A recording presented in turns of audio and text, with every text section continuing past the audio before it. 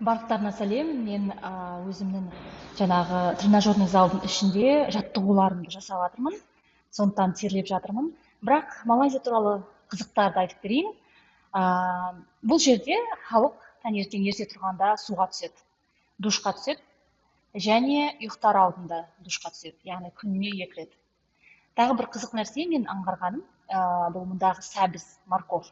Тамақ пісіруге олар сәбізді көп қолданбайды. Жаңағы сорпа пісіруге көп қолданбайды. Ал біз сәбіз қолданамыз. Бұл жерде сәбіздің бірнеше түрлерін сатады. Соның жақсылары ол Қытайдың сәбізі, ол тап-таза және жақсы түрі. Эрвиннің айтуы бойынша, жаңағы малайзиялық сәбізден гөрі Қытай сәбізі жақсы дейді.